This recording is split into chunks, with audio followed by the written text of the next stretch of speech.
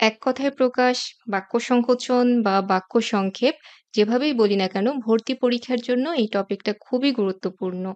কমপক্ষে একটি প্রশ্ন তো আসেই, কখনো, কখনো আরো বেশিও এসে থাকে। তো আজকে আমরা খুব গুরুত্বপূর্ণ কিছু বাক্য সংক্ষেপণ দেখব, যেগুলো অধিকাংশই রিপিট হয় বারবার। আর খুব একটা ঘুরিয়ে পেঁচিয়ে এখান থেকে প্রশ্নও করা হয় না। হয় তোমাকে বলবে, "শুভক্ষণে জন্ম যার", এটার বাক্য সংকোচন কি? তাহলে আমরা দিব ক্ষণজন্মা।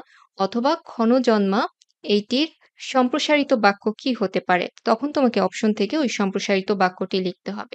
তবে মাঝে, মাঝে একটু চালাকি করার চেষ্টা করে প্রশ্নকর্তা। সেটা হচ্ছে একই রকম শব্দ দিয়ে দেয় অপশনে এবং তখন কনফিউশনটা তৈরি হয় যে এটি কোনটি হবে বা সবগুলোর অর্থ তো কাছাকাছি মনে হচ্ছে। তো সেই বিষয়গুলো কখন, কখন প্রযোজ্য হতে পারে সেটাও আমরা দেখব আলোচনায়। তাহলে কথা না বাড়িয়ে চলো দেখি যে কোনগুলো আমরা খুব মনোযোগ দিয়ে পড়ব। শুভক্ষণে জন্মজার, এটার বাক্য সংকোচন হচ্ছে ক্ষণজন্মা। তোমাকে কনফিউজড করার জন্য এখানে শুভ জন্মা বা এরকম কিছু দিয়ে থাকবে যেটা খুব সহজেই তোমার দৃষ্টি আকর্ষণ করবে। তবে মনে রাখতে হবে ক্ষণজন্মা হচ্ছে সঠিক অ্যান্সার। বহু দেখেছে যে ভূদর্শী, আকাশ ও পৃথিবী ক্রন্দশী। প্রায় প্রশ্ন হয়ে থাকে যে ক্রন্দশী মানে কি? এবং অপশনে এরকমও থাকে যে নারী ক্রন্দন করতে পছন্দ করে এবং যেটা খুব সহজেই আমাদের বিশ্বাস করতে ইচ্ছা করবে। তো যাই হোক, আকাশ ও পৃথিবী হচ্ছে ক্রন্দশী। যিনি ন্যায়শাস্ত্র জানেন নৈয়ায়িক, আর চক্ষুর দ্বারা গৃহীত এইটার বাক্য সংকোচন হচ্ছে গোচর। এবং অপশনে অনেক সময় এরকম কাছাকাছি কিছু শব্দ দিবে, যেমন চক্ষুষ্মান, দর্শনীয়, গোচর, অনিমেষ। এই ৪ টি অপশন যদি থাকে, লক্ষ্য করে দেখো যে মাথা ঘুরে যাওয়াটাই কিন্তু স্বাভাবিক। কারণ ৪ টি অপশনই মনে হচ্ছে যে চক্ষুর দ্বারা গৃহীত, এটার সাথে মিলে যাচ্ছে। কিন্তু আমাদের মনে রাখতে হবে গোচর এই শব্দটাই আমাদের সিলেক্ট করতে হবে, বাকিগুলো নয়। সম্মুখে অগ্রসর হয়ে অভ্যর্থনা, প্রত্যুৎগমন। এটা কিন্তু সম্ভাষণ বা সাদর সম্ভাষণ এরকম কিছু হবে না। প্রত্যুৎগমন মানে সম্মুখে অগ্রসর হয়ে অভ্যর্থনা। ধনুকের ছিলার শব্দ টঙ্কার।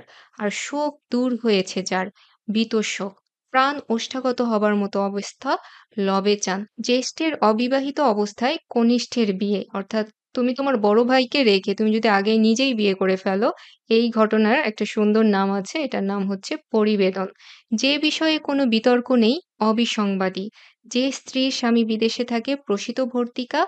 আর উল্টোটা, অর্থাৎ যে স্বামীর স্ত্রী বিদেশে থাকে তাকে বলা হয় প্রসিত পত্নীক। পরকে প্রতিপালন করে যে, পরভৃৎ। আর পরের দ্বারা প্রতিপালিত যে, পরভৃত। লক্ষ্য করো, প্রায় একই রকম উচ্চারণ, একটু পার্থক্য আছে এবং একটু পার্থক্যের জন্যই পুরোপুরি বিপরীত অর্থ দিয়েছে এখানে। একটা হচ্ছে কাক আর একটা কোকিল। অনেকেই হয়তো শুনে থাকবে যে কাকের বাসায় কোকিল ডিম পাড়ে এবং কাক না জেনেই ওই কোকিলের বাচ্চাকে প্রতিপালন করতে থাকে। তো এই যে অন্যকে যে প্রতিপালন করে তাকে বলা হয় পরভৃৎ। আর এই পরভৃৎটা আসলে কাকের প্রতিশব্দ হিসেবে বেশি ব্যবহৃত হয়। আর কোকিলের প্রতিশব্দ হিসেবে প্রায় পরভৃত ব্যবহৃত হয়। পরভৃত মানে পরের দ্বারা প্রতিপালিত। শোনা যায় এমন, শ্রুতিগম্য। লক্ষ্য করো, একই ধরনের কয়েকটি শব্দ আছে এবং সবগুলোই মনে রাখতে হবে। কারণ যখন তোমাকে এইখান থেকে প্রশ্ন দিবে, শোনা যায় এমন বা শুনতে মধুর এমন, তখন কিন্তু এই একই রকম শুনতে এই ৪ টি অপশনই থাকতে পারে। অথচ একটার সাথে আরেকটার পার্থক্য কিন্তু অনেক বেশি। শোনা যায় এমন শ্রুতিগম্য, শুনতে মধুর এমন শ্রুতি মধুর, শুনতে খারাপ লাগে এমন তার মানে হচ্ছে শ্রুতি কটু। আর শোনা মাত্র মনে রাখতে পারে যে শ্রুতিধর। মোটাও নয়, রোগাও নয়, এরকম ব্যক্তিকে বলা হয় দোহারা। এক হতে আরম্ভ করে একাদিক্রমে। শত্রুকে দমন করে যে অরিন্দম, আর শত্রুকে হত্যা করে যে শত্রুঘ্ন। এখানেও তোমাদের খুব মনোযোগ দিয়ে লক্ষ্য রাখতে হবে, দমন করা আর হত্যা করার মধ্যে কিন্তু পার্থক্য আছে। হত্যা করা মানে তো একেবারেই খুন করে ফেলা, আর দমন করা মানে সেটা হত্যা না করেও হতে পারে। অর্থাৎ একজন তার শত্রুকে দমন করছে, তার মানে তাকে যেকোনোভাবে পরাজিত করছে, যেকোনোভাবে তাকে থামিয়ে রাখছে। তার মানে এই না যে সেটা হত্যা করেই হতে হবে। তাহলে আমাদের মনে রাখতে হবে শত্রুকে দমন করে যে অরিন্দম, আর শত্রুকে হত্যা করে যে শত্রুঘ্ন। এখানেও কিন্তু অনেক বেশি কনফিউশন তৈরি হয়। অপশনে ২ টাই থাকে অনেক সময়। যুদ্ধ করার ইচ্ছা জুজুৎসা, আর মুক্তি পাওয়ার ইচ্ছা মুমুক্ষা, দেখবার ইচ্ছা দিদৃক্ষা, পাওয়ার ইচ্ছা ঈপ্সা। এই যে ইচ্ছা দিয়ে যতগুলো বাক্য সংকোচন আছে সবগুলোই খুব গুরুত্বপূর্ণ। এখান থেকে অনেক প্রশ্ন আসে। বেঁচে থাকার ইচ্ছা জিজিবিষা, হনন করার ইচ্ছা জিঘাংসা, ক্ষমা করার ইচ্ছা চিক্ষুমিষা বা তিতিক্ষাও বলা হয়ে থাকে। জানার ইচ্ছা হচ্ছে জিজ্ঞাসা। আর জয় করার ইচ্ছা জিগীষা, ভোজন করার ইচ্ছা বুভুক্ষা, বমি করার ইচ্ছা বিবমিষা। এখানে আরেকটা কথা জানিয়ে রাখি, এই যে ইচ্ছা দিয়ে যতগুলো বাক্য সংকোচন আছে সেগুলো একটু পরিবর্তন হয়ে আসতে পারে। যেমন মুক্তি পেতে যে ইচ্ছুক তাকে বলা হবে মুমুক্ষু। তোমাদের মনে রাখতে হবে যে এই সেম শব্দগুলোই হবে, তবে শেষে না দিয়ে যদি উকার দিয়ে দাও সেক্ষেত্রে অ্যান্সারটা সঠিক হবার সম্ভাবনাই থাকে।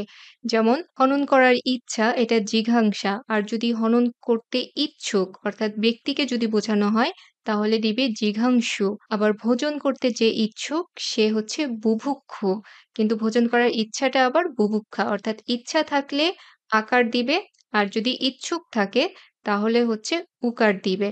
যা আঘাত পায়নি অনাহত, আর যাকে ডাকা হয়নি তাকে বলা হয় অনাহুত। এই দুটি শব্দও কিন্তু প্রায় একই রকম, সেজন্য অপশনে দুটাই থাকে, অথচ দুইটা একেবারেই আলাদা দুইটা বিষয়। যাকে ডাকা হয়নি অনাহুত, আহুত মানে হচ্ছে ডাকা, আর অনাহুত মানে ডাকা হয়নি। সরোবরে জন্মে যা সরোজ, পঙ্কে জন্মে যা পঙ্কজ, জলে জন্মে যা জলজ। যা লাফিয়ে চলে প্লবক, বুকে হেঁটে গমন করে যে তাকে বলা হয় উড়ক। আর একটা বিষয় তোমাদের মনোযোগ দিয়ে লক্ষ্য রাখতে হবে, সর্বজনীন এবং সার্বজনীন এখানেও কি দেখবে একই রকম শব্দ কিন্তু অর্থটা কিন্তু আলাদা। সর্বজনীন মানে হচ্ছে সর্বজনের জন্য হিতকর অথবা সকলের জন্য প্রযোজ্য। দুইটাই কিন্তু আলাদা আলাদাভাবে প্রশ্ন হয়ে থাকে, তোমাদের দুইটাই শিখতে হবে।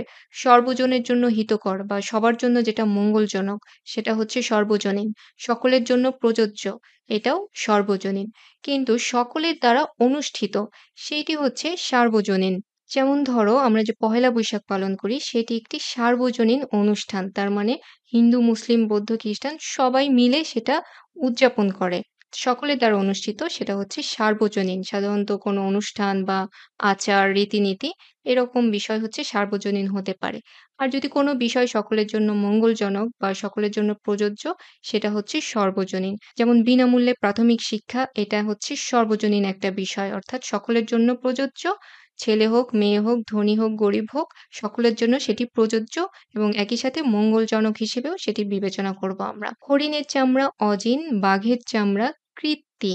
এবার দেখো কিছু ডাক দিয়ে এক কথায় প্রকাশ আছে, সবগুলোই গুরুত্বপূর্ণ এবং সবগুলোই মনে রাখবো, কারণ এখানে দেখা যাবে যে অপশনে ৪ টি থাকবে, ৪ টিই কারো না কারো ডাক। কিন্তু কোনটি কার ডাক সেটি মনে রাখতে হবে। হাতির ডাক বিংহতি, বাঘের ডাক হুংকার, ময়ূরের ডাক কেকা, মেঘের ডাক মন্দ্র, কুকুরের ডাক হচ্ছে বুক্ষণ, পাখির ডাক কুজন, ভ্রমরের শব্দ গুঞ্জন, আর অলংকারের ধ্বনি হচ্ছে সিঞ্জন, বীণার ঝংকার নিক্কণ। এই যে বিশেষ ধ্বনি আর যে ডাকগুলো আছে সেগুলো খুবই গুরুত্বপূর্ণ।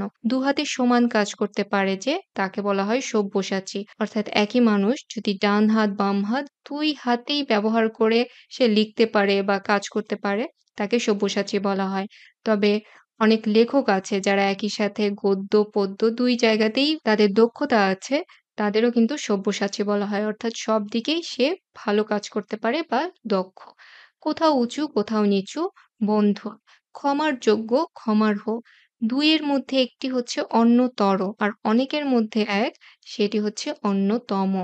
ইতিহাস বিষয়ে অভিজ্ঞ যিনি ইতিহাসবেত্তা, আর ইতিহাস রচনা করেন যিনি ঐতিহাসিক। এই ২ টিও কিন্তু আলাদা। তো যখন তোমাদের একটি প্রশ্ন আসবে সেখানে কিন্তু অপশনে ২ টিই থাকবে। কাজেই এখানেও মনে রাখতে হবে। উপকারীর উপকার স্বীকার করে না যে অকৃতজ্ঞ। এখানে বলে রাখি যে স্বীকার করে সে হচ্ছে কৃতজ্ঞ। আর উপকারীর অপকার করে যে তাকে বলা হয় কৃতঘ্ন। অর্থাৎ সে উপকারীর উপকার স্বীকার করুক বা না করুক সেটা বিষয় না। সে হচ্ছে উপকারীর অপকার করবে। ইহার তুল্য ঈদৃশ, আমার সদৃশ বা আমার তুল্য মাদৃশ। আর তার মতো বা তার সদৃশ হচ্ছে তাদৃশ। আর তোমার মতো তাদৃশ। বানানটা লক্ষ্য করো, এখানে পার্থক্য আছে। পানের যোগ্য পানীয়, আর যা পূর্বে দেখা যায়নি অদৃষ্টপূর্ব। এখানে ৭০ টির মতো বাক্য সংকোচন আছে। তো এই ৭০ টি যদি তোমরা মনে রাখতে পারো তাহলে কিন্তু অপশন খুঁজে, খুঁজে বাকিগুলো অ্যান্সার করতে পারবে। কারণ এই ৭০ টি একেবারেই বেসিক বাক্য সংকোচন হিসেবে বিবেচিত হয়ে থাকে। কাজেই এখান থেকে বাদ দেওয়ার চেষ্টা করো না। সবগুলোই মনে রাখবে। ধন্যবাদ সবাইকে। ভালো থেকো।